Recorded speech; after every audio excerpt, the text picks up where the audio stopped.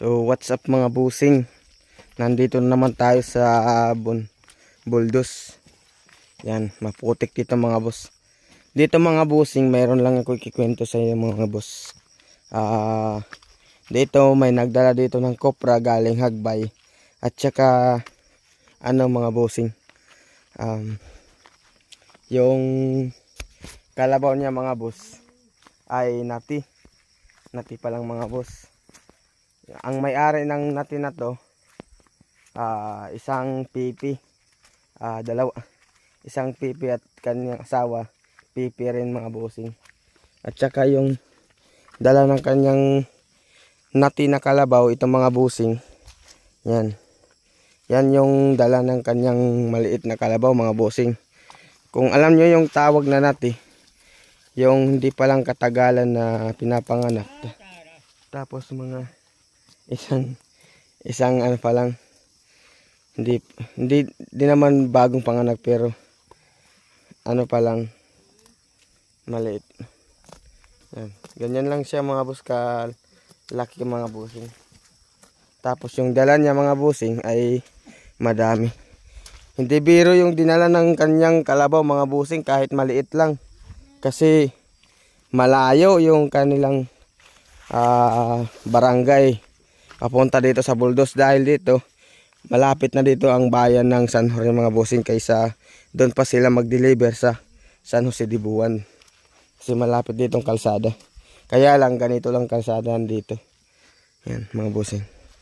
Tapos ito yung mag-asawang pipi mga boss. Talagang kanilang pag-uusap mga boss ay talagang sinyas lang mga busing. Yung asawa niya at saka yung lalaki, BP din.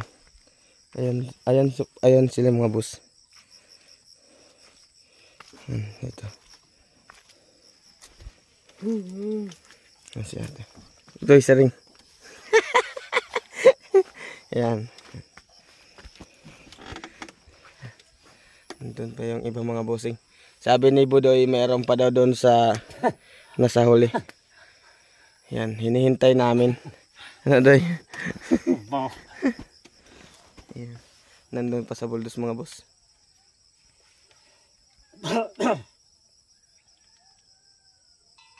Yan mga boss, kita nyo yan. Yan mga boss. Medyo madami-dami pa yan.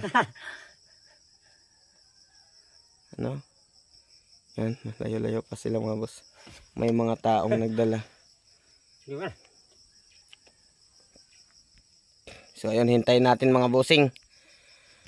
At dito mga bossing ay naghihintay pa nga ako ng mga pasahero, dahil yung nakarating dito mga boss ay kaunti pa lang. Medyo marami-rami tong paparating na kopra.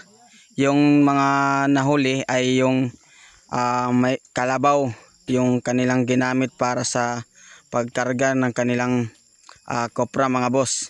Ito mga bossing, 4 kami dito na motor. Si Atod Jimwell at saka si Atod Kuya Titi. Yan mga boss, kitang-kita nyo naman na nagdadala na sila, dahil mauuna na daw sila na lumarga, kasi kami na lang yung maghihintay ni Kuya. Ako dito na una mga boss dito sa Buldos mga boss, pero ako din yung mahuhuli, kasi yun, paubaya tayo dahil sila naman yung medyo nakakatanda sa atin mga boss. Yan, mga tinali na nila sa kanilang motor. At dito mga bossing ay may dumating na mangingisda mga boss. Napunta siya dito sa bukid, dito siya nagtitinda. Naghahatid siya ng mga isda na kahit malayo mga boss ay sa kanyang pinipilit na makapunta dito at dito makapagbenta mga boss. Budlis yung kanyang dala, at saka mayroong mga ibang tahong mga bossing. Yan sila Atod Titi at saka si Atod Jimwell ay nagkakarga na sila. Taga-4 sila, tapos may sobra pa mga bossing yung karga nila. Yan mga boss, sinasabi nga ni Sandy dyan na papunta siya ng Santo Niño mga bossing. Kasi yun, doon siya magbibenta, at saka papunta pa siyang Hagbay at saka Biri mga boss. Papakalat niya yung kanyang isda mga bossing. Yan yung karga ni Atod Jimwell, at ito yung kay Atod Titi. Ako una akong maghintay dito sa buldos mga bossing, pero sa bandang huli ako din yung mahuhuli mga boss. Pero ito yung masasabi ko, di ba? Pag may tiyaga mga boss, may nilaga. Yun may yung mga nakakasabihan na ng mga matatanda mga bossing. At dito mga bossing, mahigit 1 oras lang mga bossing ng aking paghihintay dito sa buldos mga boss, ay ayun nga, nakachamba tayo. May dumating pang nakakalabaw at saka sa expectation ko mga boss ay sobra-sobra pa mga bossing.